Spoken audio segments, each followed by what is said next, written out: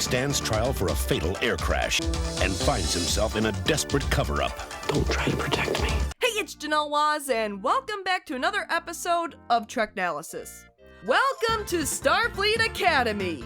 No, not that one. We have dorm rooms, extracurricular activities, boy wonders getting an education, sage groundskeepers, and cover-ups and peer pressure. You don't have to lie, just don't volunteer any new information.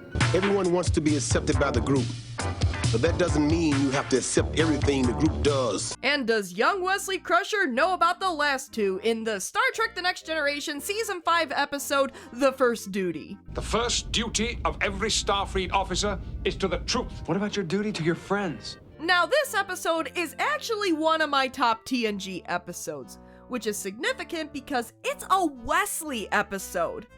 I've talked about my complaints about the character. He was a little too perfect, the Enterprise crew would be dumbed down to make him look smart, and even that he was on the bridge without going to the academy when there were probably other qualified officers who graduated waiting for that privilege. Hey, sometimes it's not who you know, but who your daddy happens to be. But even I acknowledge that Wesley has some decent episodes, and it's the episodes where he's shown to be human and flawed. The First Duty is one of those episodes. Wesley's finally at the academy, and he's actually acting like somebody his age. Specifically, a kid susceptible to peer pressure from Tom Paris with 90s bad boy hair. He's even shown to be flawed without him acting out of the ordinary. It's actually pretty well handled in this episode. And not only is Wesley finally handled properly in this episode, but it also presents a good moral dilemma. So much so that the Air Force was actually showing this episode to cadets for a while. So, what is the first duty? Is it loyalty to your friends, or is it to the truth? Well, let's find out with the first duty on Star Trek The Next Generation. A fatal accident puts Wesley on trial and threatens to destroy his career on Star Trek The Next Generation. But before I go further, thanks for checking out my video. Make sure you like and subscribe for more of my Star Trek, video game, and other miscellaneous content.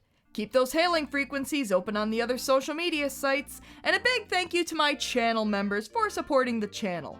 If you'd like to buy me a cup of tea and support my work, consider joining up on my channel. Be great to have you aboard.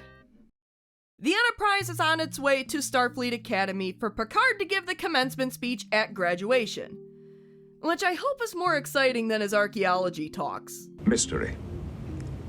It is the mystery of Tegas 3 that brings us here together today. But he starts his captain's log with an outright lie. I'm also looking forward to seeing Wesley Crusher again. Just not to share a shuttle with him, am I right? Just pilot the shuttle, Ensign. The bridge crew reminisces about their time at the academy and the headmasters who disciplined them. We had a Vulcan superintendent who had memorized the personnel files of every single cadet, knew everything about them. Bet he knew how many hours Will logged in the holodeck, too. If you need me, I'll be in holodeck 4. Really, Cadet Riker?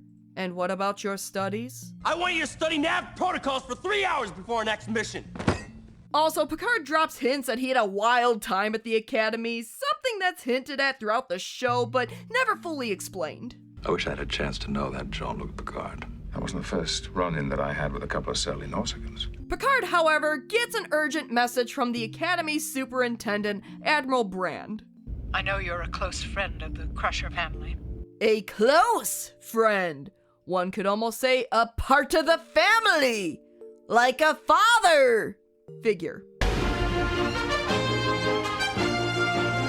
It turns out that Wesley was involved in a flight accident. His flight squad, Nova Squadron, was going to fly for this year's commencement, and during practice, there was a collision which resulted in all 5 ships being destroyed and 1 cadet being killed, Wesley's friend, Josh Albert. He and his other teammates sustained some injuries, but they're going to be fine. He had second-degree burns to the chest. I knew enrolling him in that home economics class was a bad idea. Beverly's going into full Dr. Mom mode. Admittedly, she's a little calmer than I would be in that situation, but I think she's trying to ground herself by going into a semi-detached doctor state of mind. I can't really blame her for it, and I can tell she's actually worried like a mom should be. Picard reassures her that Wesley is alive and well, but little do they know how he was involved in this little accident. An investigation has started, run by Admiral Brand and Mr. Lipman. Top of the muffin to you.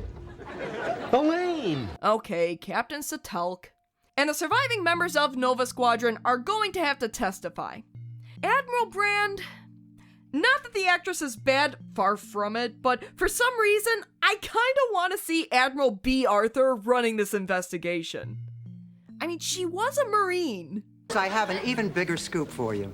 Mars bars are made right here on Earth. Canceling graduation was also considered. However, Admiral Brand and Josh's father, Commander Albert, who is also present, agreed it should go forward in spite of the tragedy. The cadets should know that even after a tragedy like this, there are still duties to perform. I really like this line. Where a lot of shows emphasize the emotion around something like this, Star Trek maintains a professional stoicism. Obviously, take time to honor those who were lost, but we all have obligations. Meanwhile, in the dorms, a family reunion. And come and knock on my door, we've been waiting for Tom Paris. Here lies Thomas Eugene Paris, beloved mutant. Before he was lost in the Delta Quadrant on Voyager, Robert Duncan McNeil played Nicholas Locarno, leader of Nova Squadron with the flippiest hair around. Seriously, surf's up, Tommy boy. In fact, Nick Locarno was almost written into Voyager, but due to the events of this episode, the writers ended up creating the character of Tom Paris instead, a much more likable but still bad boy character. Everything's gonna be all right, as long as we stick together. Meanwhile, Picard runs into an old friend. What happened to your hair? So wait, when did Picard go with the Mr. Clean look? Mr. Clean gets rid of dirt and grime and grease in just a minute. Boothby is the groundskeeper of Starfleet Academy since the days of Cadet Picard. And he's still planting the same flower beds. He was also a bit of a mentor to Picard back in the day. Heck, Picard got himself into some trouble, again, it's never specified what, and if it wasn't for Boothby, he probably never would have graduated. You did what you had to do. You did what you thought was best. I just made sure that you listened to yourself. Well, I kinda wish we had the context for this. You really don't need it. The brief reference is enough without overloading on backstory. The investigation begins with Nick's testimony. The accident occurred around Saturn during a maneuver called a Jaeger loop, but things start to go south with Cadet Hajar's testimony. But at least she looked good doing it because, girl, that hair! So, Cadet Hajar, did anyone deviate from the flight plan you filed? No, sir. So how come you guys were closer to the moon than you said you would be in your plan? We were still within flight safety parameters, sir. What? Don't poop on my cupcake and tell me it's frosting! Yeah, it's never a good sign when they don't directly answer the question. It turns out that Nova Squadron did indeed change the plan when they were heading to Saturn. Oh, sorry, I didn't think that was worth mentioning. Not worth mentioning? There's a dead cadet involved, and you didn't think mentioning this undocumented change was worth it? Where's Admiral B when you need her? I could vomit just looking at you. And this whole thing kinda gets dropped, and I feel like there should be more of a reprimand or something for changing the flight plan without telling anyone. Anyone who served in the Air Force, if you could provide some context in the comments section, please do. I want to know. And then things get even weirder. Nova Squadron claims that none of them actually saw the collision happen. Except that Cadet Cito should have had a bird's eye view of the whole thing. I was flying solely on sensor readings at the time. What the shit's going on?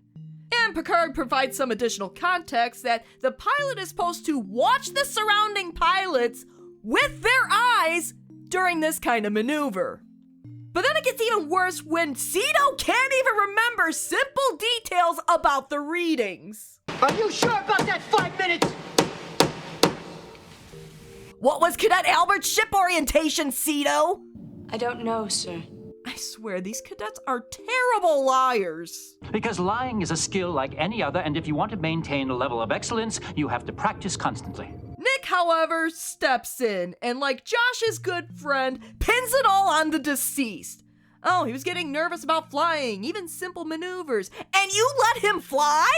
I am very disturbed by what I have heard here today. It's like having Agatha Christie right here in our kitchen. Later that night, Nova Squadron meets up and confirms what we already knew. You said that we weren't gonna have to lie to them. I didn't lie. The hell you didn't? Oh, you're dancing around with, we've all been nervous about flying before. That's probably what happened. That's a circular argument, and you know it. In fact, Nick's laying the peer pressure on hard right now.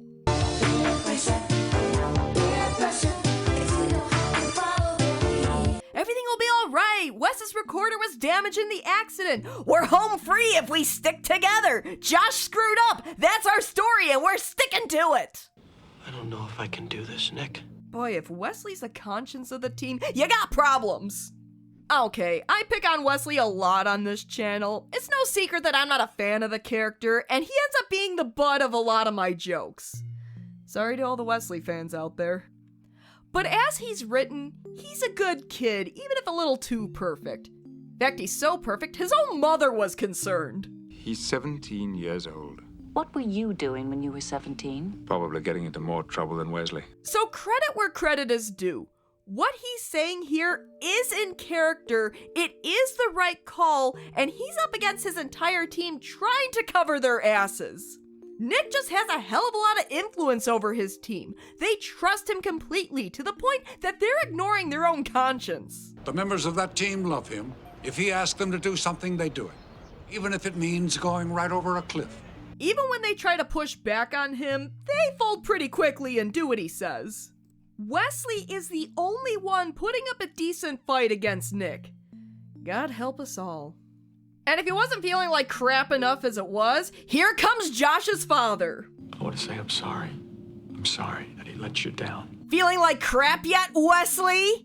Wes's deposition begins with data from his recorder, which doesn't show a whole lot other than some 3D ships flying over 3D Saturn before the video gets cut, so he has to finish it up on his own.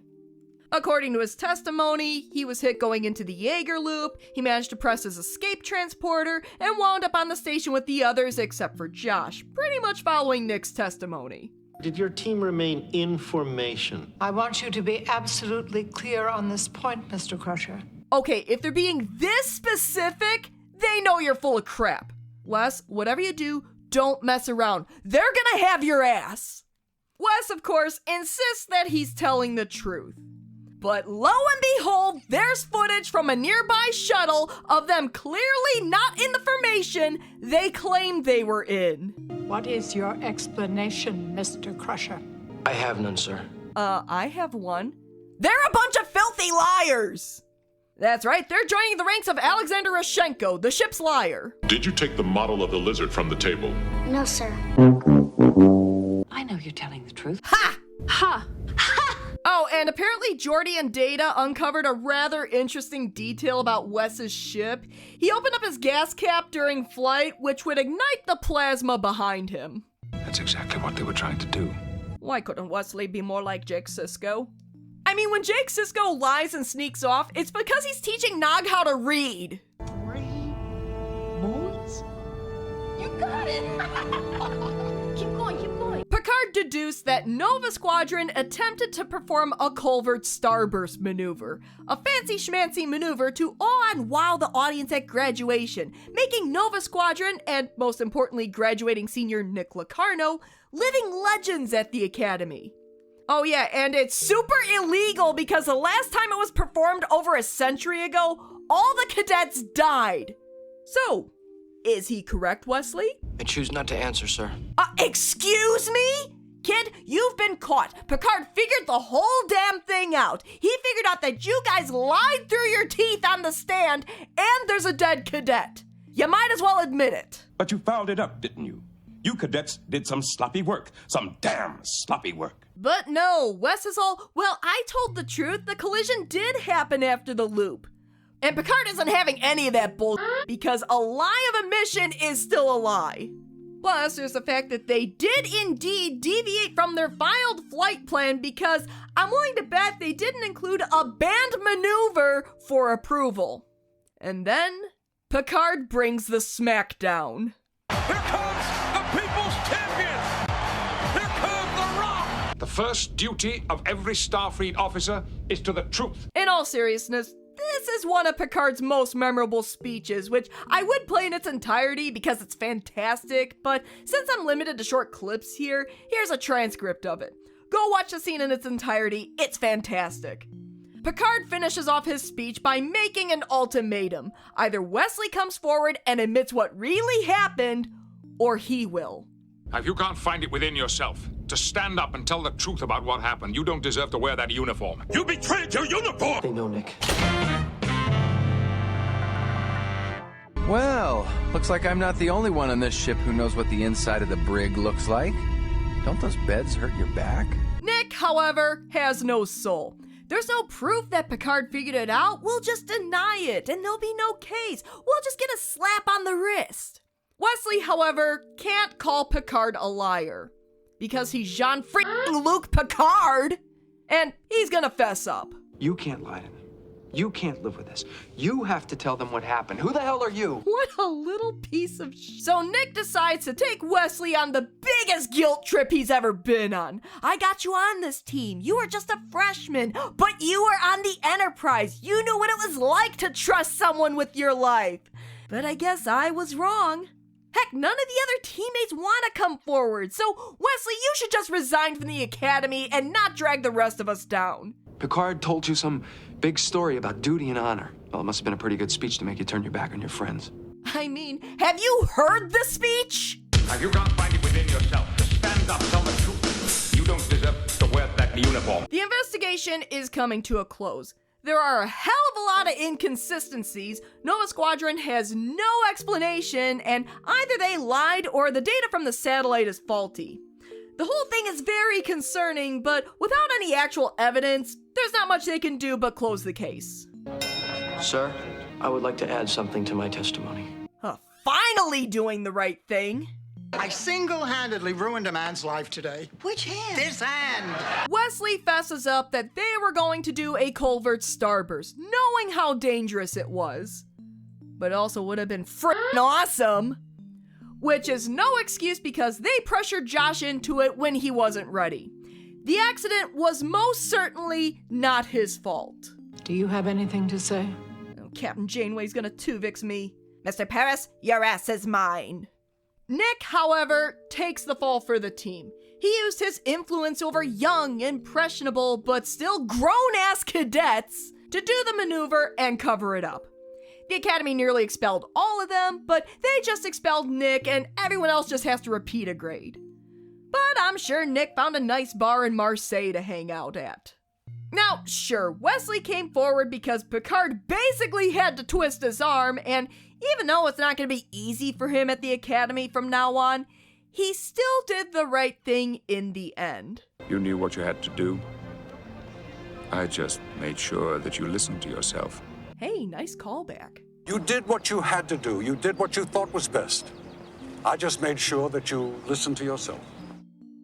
And that was The First Duty, one of my top episodes of TNG. Now, there are two major things I like about this episode. One is how well Wesley is handled. Yes, I'm not a fan of the character, but the episode did a lot to humanize him. He's still a good kid, but also flawed and susceptible to things people his age are susceptible to. He has a couple of episodes that do that, but this one is by far the strongest. He's come a long way from a character perspective, from the perfect kid who would say things like this. I'm with Starfleet. We don't lie. The other major point is the morality play, the truth versus loyalty to your friends. Both are good qualities to have, but what happens when they both conflict with each other? The episode does take a hard stance in favor of the truth. Nova Squadron did a very illegal maneuver which resulted in a cadet's death, and they tried to cover it up. But the episode doesn't make it completely black or white either. Nick's arguments are given a decent amount of screen time, and you can understand not only why he has the influence over his team that he has, but also why his team goes along with what he's saying. Their futures are on the line.